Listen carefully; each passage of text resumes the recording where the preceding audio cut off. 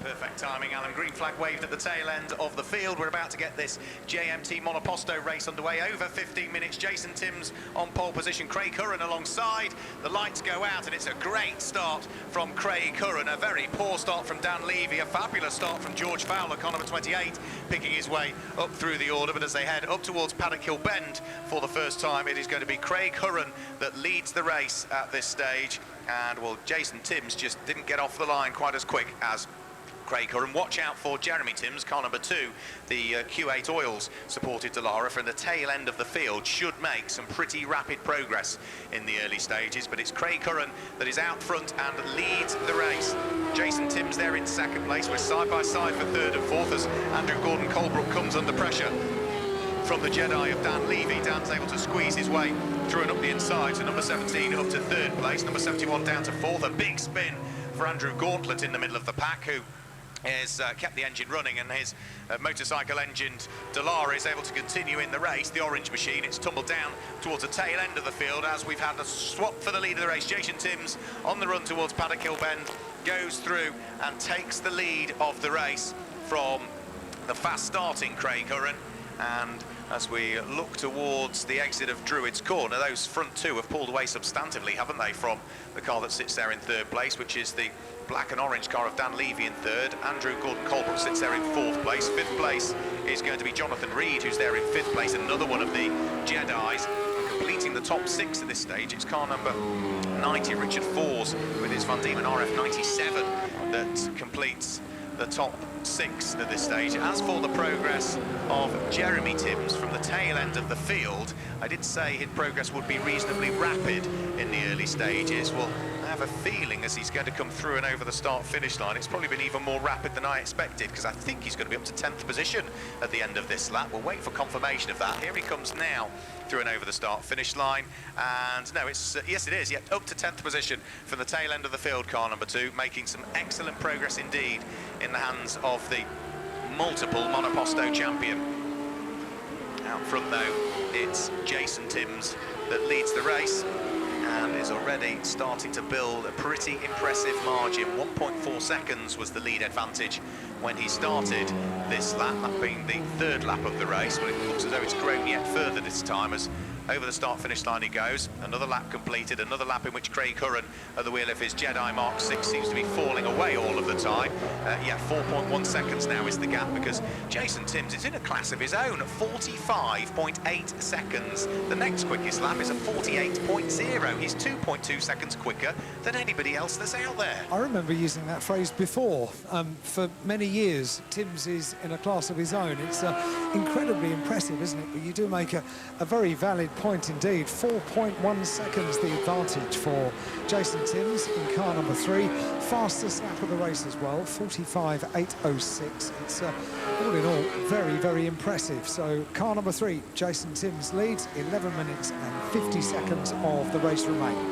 Martin Wright has retired his Dallara. The number 8 car stops at the end of the pit lane and is going no further, so that's it for him. As through and over the start-finish line, 5 laps completed and 6.6 seconds to the good is Jason Timms from Craig Curran, with Dan Levy still there in third place, just less than a second ahead of Andrew Gordon-Colebrook, who completes the top 4. As for the progress of Jeremy Timms, well, he's now up to 6th position. He started down in 20th. Well, that is massively impressive, and with what's still 11 minutes to go, let's have a look at his lap times. Jeremy Timms, 48.0, is certainly quicker than the next of the cars ahead.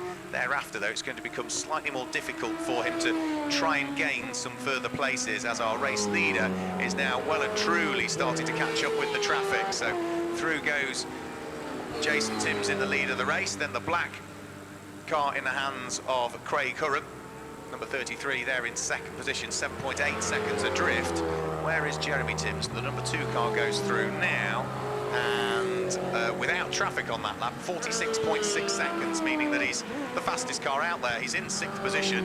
He's lapping 3 seconds quicker than the car ahead, so he might even gain another place the next lap through, and thereafter he might be able to pick up another few. I'm going to stick my neck out here and say 4th, possibly even 3rd for Jeremy Timms. And the important thing about that is clearly the repairs on the car after that clump with the pit wall this morning have all gone according to plan. That's perhaps the most important thing about it. He was keen to get an early start on the repairs of the car, wasn't he, to get the car airlifted back, if you like, back to the outer paddocks, and it really gained him about a quarter of an hour that he could make a start on the work. Well, clearly that work has done the trick, and the car is working well, and he continues to make his way up the order, just 0.3 of a second behind the number 88 car of Jonathan Reed now. Jonathan Reed in 5th place, Jeremy Timms in 6th place in car number 2, and Jason Timms continues to lead. His advantage now 7.4 seconds or thereabouts, and he's also got the fastest lap of the race with a 45.727 early on in the race on lap number 4. Under 10 minutes of the race remain now, 9 minutes and 20 seconds. Some good squabbles going on further down through the order, not least of which is Andrew Gauntlet, who has been having a good little fight with, I think it's the number 55 car of William Thorling that he'd been doing battle with, as our overall race leader is now just turning his way out of Graham Hill Bend with this big advantage that he's got. Andrew Gauntlet gets very sideways, actually, at the wheel of his orange machine coming out of Graham Hill Bend. I thought for a second he was going to spin on the way out of the corner, but he gathered up the moment. He's already had one spin on the first lap of the race, which is what dropped him all the way down through the order. He lined up 5th on the grid and is now circulating in 12th following his lap 1 woes, as through and over the start-finish line comes number 3, Jason Timms, our race leader. 8 laps now completed.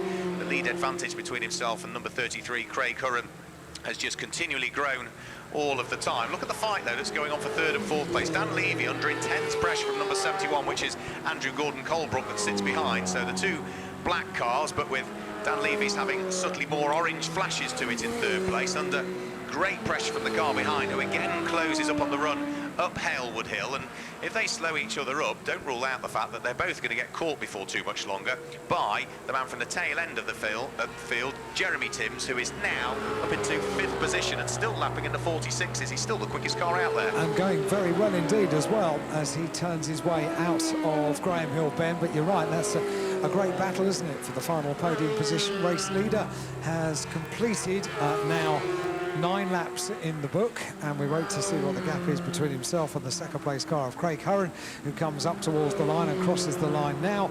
12.6 seconds, unbelievable advantage has Jason Timms at the front of the field, heading up towards Graham Hill Bend now, and through Graham Hill Bend up towards Tees, the left-hander, into McLaren. Jason Timms is really controlling this race beautifully, isn't it? Leading everybody, leaving everybody else to have their own little battles down the order, the closest of which is the battle for 3rd place, as you rightly said, between Dan Levy and Andrew Gordon Colebrook in 4th place, with Jeremy Timms there in 5th place. 1.4 seconds the disadvantage from 5th to 4th at the end of the last lap. Jason Timms has come through and completed 10 laps now, 10 laps in the book. He heads up towards Druids, hoping that back markers play the game, but he's got a nice cushion to play with, hasn't he? If any of them are a little bit more awkward to get past, well, he's got plenty of time in which to make sure that he can get neatly past them. 14.3 seconds his advantage now. And just having a look at Jeremy Timms, who's already picked the pocket of Andrew Gordon Colebrook, so that means that Gordon Colebrook is now down into 4th position, and Jeremy Timms here has managed to squeeze his way through and past Dan Levy, who got boxed up behind a back marker there and has lost 2 places. He lost 1 to Jeremy Timms, he lost 1 to Andrew Gordon Colebrook, so poor old Dan Levy didn't do a great deal wrong there other than make the wrong choice when he got to the back marker. He started this lap in 3rd place, he's going to be down to 5th, and the car that started it in 5th is going to be up onto the podium spots. That's unbelievable, isn't it? Jeremy Timms up into a podium position, which is for me fantastic, because it means that we can hear about what happened this morning, because we've not yet been able to quite find out about that, have we? So we can find out the story, we can find out the story of the repair, and then we can find out the story of the race, if we have enough time before our next race gets underway. I shall do my level best. at the moment, I haven't got a huge amount of questions for Jason Timms. There's not much to ask about a race that is blue perfect, is there? It has been perfect, hasn't it, so far, pulling away to the tune of, on average, 1.5 seconds a lap it was. He's just gone through again, completed lap number 12, and has this colossal advantage between himself and the number 33 Jedi in the hands of Craig Hurren, which only now is about to head into sight over the start-finish line. So there he goes, and look at the car that is that close to him. It's a 45.8 second lap from the car in third place, Jeremy Timms. Well, it was a 48.6 second lap from Craig Hurren. Jeremy Timms could make it a Timms 1-2 here at the end of this. Could well do, and that would be a quite remarkable race by each of them, but for different reasons. Yeah. The dominance of Jason Timms at the front of the field has been mightily impressive. The march through the field by Jeremy Timms in a repaired car from this morning is equally impressive. Here we go then, Jeremy Timms in third place at the conclusion of lap number 12, and already Jason Timms has completed now lap number 13. Hurren in second, Timms in third. As they go over the start-finish line, and yeah, he's absolutely on the gearback box, isn't he now, of the second-place car of Craig Hurren, who is going to have to defend this time running up Halewood Hill, moves the car quite rightly so over to the right-hand side of the circuit, but then leaves the door open again all of a sudden, and well, Jeremy Timms is through. He's up to second from the last on the grid. Made it far too easy for him, didn't he? The door was, as you say, open wide, and when you've got a driver on a run like Jeremy Timms through the field, he doesn't really need a second chance of asking. So straight the way through, it is a Timms 1-2. Unbelievable.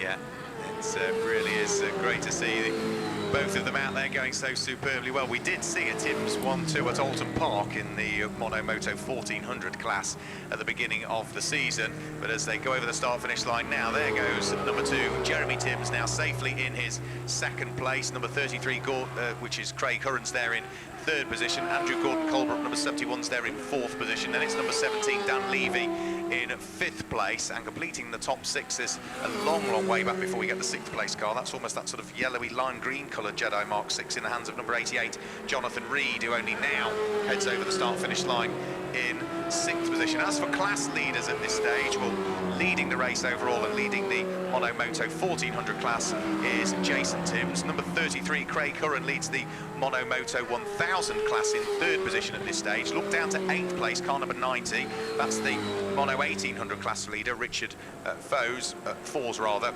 Down in 10th position, car number 7 leads Mono 1600, which is Jeff Byrne, and you have to go even further down through the order then to pick up the next of the class leaders. So they're your relative class leaders. We've got, what, 2.5 minutes of the race still to go? We have, and it's Timms, the top 2, 15 laps in the book, 18.9 seconds the advantage that Jason has over Jeremy, and Hurren completes the top third. Craig Hurren is some 1.7 seconds behind Jeremy Timms. Now Jeremy's got through. Jason goes through, and still dealing, of course, as ever they do in Monopostos, with back markers, but he's come through and completed 16 laps. Now let's wait for Jeremy to come through and break the timing beam in second place and see what the disadvantage is for him. 19.7 seconds, so lapping a little bit slower than Jason on that last lap. So Timms and then Hurren complete the top 3. It's the top 3 that we'll have down there on the podium. There'll be class winners appearing on the podium for photograph shots without doubt, but just the top 3 that we'll be having a chat to at the end of this, and the checkered flag will appear in about a minute and a half. Yeah, absolutely. So through goes Jason Timms onto what I suspect will be his penultimate lap this time through. It may well be, he might be able to squeeze 3 out of it, including the one he's just started, but with some traffic that he needs to deal with on this lap, that will tend to slow his pace a shade, and therefore I suspect he's going to be heading on to his last lap next time through. There are problems. The arm is being held aloft for what looks like one of the slowing cars down the back straight. That's car number 12, Philip Davis, with his Van Diemen RF98, that's got some issues, and yeah, hand aloft, some telltale smoke coming from the tail end of that car, so he utilises the back entrance to the pit lane to pull the car off and out of harm's way at the end of the Cooper Straight. Race leader is about to come over the start-finish line, and with 48 seconds remaining, it was a slower lap, so he's now onto his final lap of the race. All remains the same. Firm of accountants, isn't it? Timms and Hurren. It's quite nice when you've got that sort of advantage that you can afford to really control the pace at the front of the field, which is exactly what Jason Timms is able to do. He could really control how many more laps he had in the race as he heads down through Graham Hill Bend onto the Cooper Straight. A little bit of a wiggle from the car as the power is put down along the Cooper Straight up towards Surtees, and then McLaren into the right-hander, the final few turns, and goodness me, a huge amount of smoke comes from the back of the car around Clearways up towards Clark Curve. A huge amount of smoke, a plume of smoke from the car when you've just got to nurse it around the final couple of turns. Unbelievable, absolutely unbelievable. Will it make it to the line, or will Jeremy Timms take the win? We'll find out. Jeremy Timms is there. Jason Timms is coasting towards the line, but hasn't got enough momentum, so it is going to be Jeremy Timms from the tail end of the field that comes through and takes the win, and Jason Timms will finish in second position. But what a twist of fate. All he needed to do was just keep things neat and tidy. He did that. The car thought otherwise, though, and the Suzuki engine, I think, cried enough towards the end there. He will finish on the podium. He perhaps might be a little relieved, but also disappointed, and I suspect there might be a bit of work being done on that car this evening. I'm not sure he will make it to the podium, because I'm not sure the car's going to make it around the final lap, and it's going to be a trudge back to pit lane, isn't it? He stopped. Has he stopped? He stopped just down there. Well, I'm very pleased about that, because we need to find out the... So I have got questions to ask of Jason now. You most certainly have, yeah. So let's just guide you through the results. It was Jeremy Timms who, from the tail end of the field, only led literally the final 10 yards of that race, but he claims victory. Poor old Jason Timms will be gutted with that one, finishing in second position with that engine woe, literally just heading round through Surtees and up towards McLaren, when all of a sudden lots and lots of smoke came from the tail end of the car, and I think the Suzuki engine cried enough. Third was number 33, which was Craig Hurren. Fourth was number 71, which is Andrew Gordon-Colebrook. Fifth place was number 17, Dan Levy. Sixth position was number 88, which was the car in the hands of Jonathan Reed. And seventh place was number 9, which was Peter Legge. In eighth position, number 90, that is Richard Fors. Ninth place is number 28, which was George Fowler. And completing the top 10 was number 7, Jeff Fern. 11th place was number 55, William Thorling. Andrew Gauntlet was in 12th place, number 20. Then in 13th place, it was Kevin Bottomley, number 67. 14th place to number 47, David Jones. Doug McClay was 15th, car number 81. 16th was number 63, which was Simon Hare. 17th was number 62, Peter O'Regan, and he is the last of the cars that took the checkered flag, because the rest of them we lost somewhere throughout the course of that race. I don't think we are going to see Jason Timms on the podium, because he's sitting behind the wheel of the car still, and the D&G recovery unit is on hand ready to scoop him up, Alan. So I think those questions, you might just have to hit the pause button on them. Perhaps, fingers crossed, when we see him on the podium, you can raise the question tomorrow. And two drivers make their way off the podium. I've been very nice to you, Stephen, been very nice to you all day. I know you've only got 3, I know what you're indicating, and I agree with every word that you have to say to me. 2 drivers we will have. Maybe we'll get Jason having made his way. I think the car has been recovered, so whether Jason has gone with the exploded car, or whether he's going to make it up to the podium to join in celebrations, which are going to be proper celebrations as well for Jeremy Timms after the disappointment that he experienced this morning. It's quite the opposite for this afternoon. Elation, having taken the win after just the final couple of turns. You can afford yourself a smile, Jeremy. I'll tell you, goodness me. I think we've only got 2 drivers. Jason has gone to the outer paddock, so let's get drivers on the podium in reverse order. So in 3rd place, Craig Hurren onto the podium. Thank you, Craig. Thank you very much indeed. Well done to him. Makes his way onto the 3rd step of the podium. And on the top step of the podium, for the very back of the grid, Jeremy Timms. Well done, Jeremy. Congratulations. Makes his way onto the top step of the podium and takes takes a bottle of I Heart Brazil champagne, which is one to savour, I have to tell you. And there they are on the podium. Should we have a photograph of the two of you together on the top step of the podium? That's it. And I'll get a very quick word. We need to be reasonably quick, Jeremy. Yeah, the highs and lows of motorsport. Bob down and have a chat to me, because this morning, disappointment. You wanted the car back to the lower paddock as soon as possible, didn't you? I did. There was quite a bit of work, actually. I kissed this pit wall, and there's the front right and the rear right, sorry, suspension gone. So that was a bit of a mad panic to get out on the grid, really. You got it all done. I bet you didn't think you could win, but those last couple of corners, you saw it all unfold in front of you. Well, I knew I'd struggle catching Jason at any rate. If he had a clear out, I don't think I'd have caught him, and I stalled it on the line to start off with as well, and I thought, I've got no chance. And then when I come around this time, I thought, that's Jason. I thought, oh dear. Yeah. What an amazing story it was, Craig. You saw it as well, didn't you? I did see it, yeah. It was a hard race, actually. It looked quite easy, but it was actually really hard. And I saw Jason coming rather quickly, and then Jeremy as well, and I was like, get out of the way as quick as I can. So. It's good that you finished up on the podium. Well done. Congratulations, guys. We're about to get racing back underway, but I'm jolly pleased that I was able to speak to the winner, Jeremy Timms, and third place, Craig Curran,